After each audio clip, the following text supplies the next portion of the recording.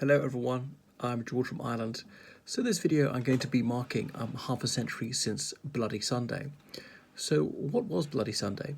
Well, it was an incident on the 30th of January 1972 when the parachute regiment of the British Army shot 27 people in Derry. That's the second biggest city in Northern Ireland. 13 people died immediately in that incident. One man succumbed to his injuries months later, and the other 13 survived, some of whom are alive to this day. So the Northern Ireland conflict had already been going for almost 3 years at this stage. And in Derry, the Bogside, which is west of the River Foyle, an overwhelmingly working class Catholic district, had effectively seceded from the United Kingdom, having built barriers and so on not to allow vehicles in. So the IRA, Irish Republican Army, was very prominent then. There it was an ultra-nationalist organisation, revolution organisation, using violence against the Crown Forces, that's to say the British Army and the Royal Ulster Constabulary, RUC. The RUC was the police.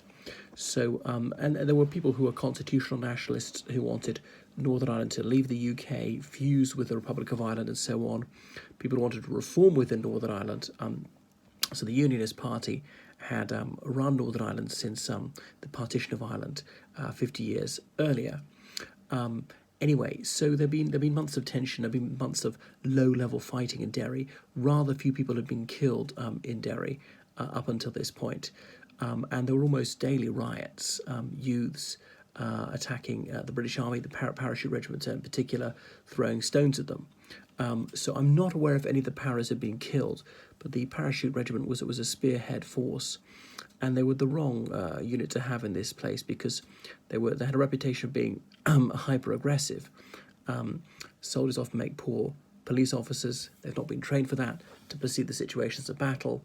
This person's our enemy, well, let's go and kill this person straight away. If we have better weapons than the other person, are we going to use them? Yeah, sure we are, without hesitation. However, they had been restrained, and up at this point, they'd almost never fired real bullets, sometimes fired rubber bullets. So internment had been introduced August the year before. That's to say, people suspected to be members of the IRA could be arrested, and they were held in detention camps, notably Long Kesh, as it was then called, was later transmogrified into the Maze prison. Some loyalist terrorists, UVF members, were also interned. Anyway, so the situation was spiraling out of control. There was wild disorder across Northern Ireland.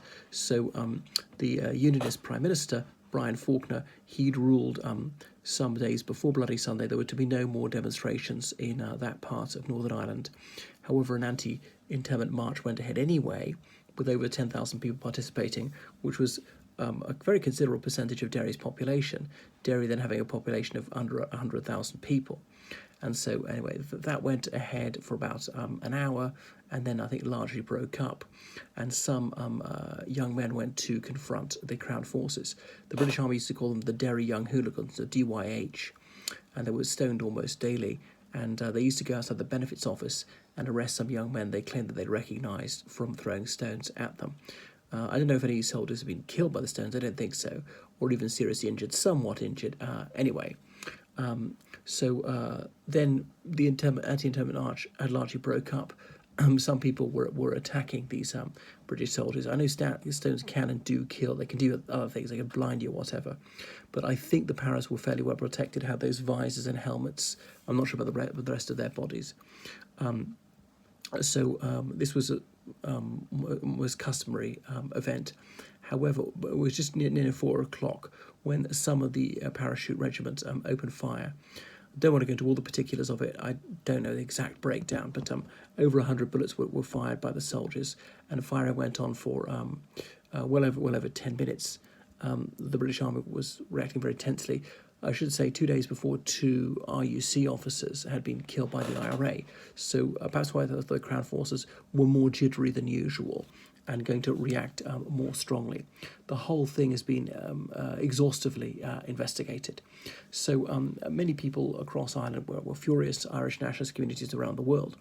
Obviously, it's a complete gift to the IRA to depict the British Army as evil.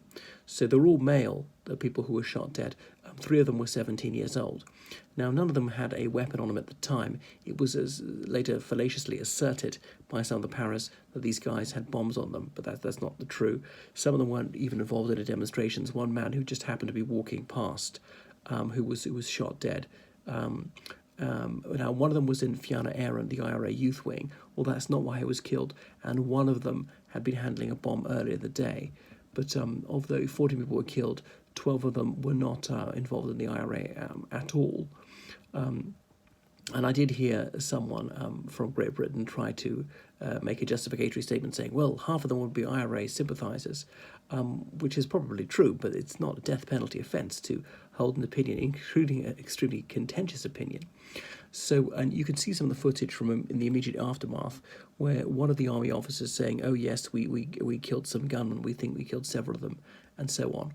So, some of the wounded were being ferried to hospital in cars, and the soldiers were stopping the cars, were searching them, very suspicious. Had they not done so, perhaps a couple more of them would have survived because they would have received medical attention with promptitude. So Bernadette Devlin, she was an MP for Unity, as in between constitutional nationalism and Sinn Féin, Sinn Féin being the IRA's political party. She was MP for a neighbouring constituency in Mid-Ulster. So there's a debate about it in the British House of Commons a few days later, and she wasn't recognised to speak by the Speaker, Selwyn Lloyd, and she should certainly have been recognised to speak, because I think she was even in Derry that day. And then she went and slapped Reginald Morling, the Home Secretary, and pulled his hair, saying that, you shot my people in the back. Morling believed what the soldiers had told him, said that they fired at gunmen and people who were throwing bombs at them. So anyway, there were the funerals attracted very large crowds. A national day of mourning was declared in the Republic of Ireland, and a mob attacked the British embassy in Dublin and burnt it down. So a lot of people were infuriated. So it was a huge propaganda coup for the IRA. Martin McGuinness, he was there. Did he fire shots? I don't know. I mean, I think the Savile inquiry said he was probably carrying a gun that day. I believe he refused to testify to it. So Lord Widgery, who was a judge, he was given the task of inquiring into this. They met at Limavady, quite close by, and they produced their report within a few months. And some people were reluctant to give evidence to this, thinking it would just gloss over what really happened, try and be exculpatory of the Crown forces. But nevertheless, they were persuaded to do so. Father Edward Daly was a prominent priest in Derry, and he was one of the people involved. He subsequently became Bishop of Derry, and there's that famous photo of him waving a white hanky as in sign of truce, whilst other people are carrying a stricken man to seek medical attention. Anyway, so that was it. The Savile inquiry came out, and it said it blamed the people who'd held this illegal march, said it made an extremely tense situation even worse, said that the parachute regiments firing had bordered on reckless and so on. Do I think the soldiers should be prosecuted? That's a good question. I mean, until the Good Friday Agreement, I would have said some of them should be, because of the 27 people were shot. How many soldiers killed, fired shots at them, I don't know. But some of those might have been justifiable, even as an honest mistake, some of them not. But prior to that, I would say so, because, of course, soldiers are certainly allowed to kill their enemies, and there are times when they can kill if they think they are their comrades, or a civilian is in danger of death or serious injury. And if that mistake turns out to be erroneous, then they're still legally in the clear. But there were cases here where no such belief was held, or there was a wounded man on the ground, and one of the soldiers finished him off, shot him a few times more. But you might have even saw the innocent act of mercy, coup de grâce, although he might have survived, in which case don't finish him off. So anyway, they fired when they shouldn't have. One of them started firing, they all started firing. So over 100 bullets were fired. So this because, of course, the célèbre for nationalists of all stripes. The Good Friday Agreement was signed in 1998. So there's a political demand from the nationalist community that this inquiry had to be reopened. And obviously, whenever the IRA committed an atrocity, they would always bring this one up as though it's a tu quoque argument, as though their terrorism was permissible. And Bloody Sunday is not what started the Troubles.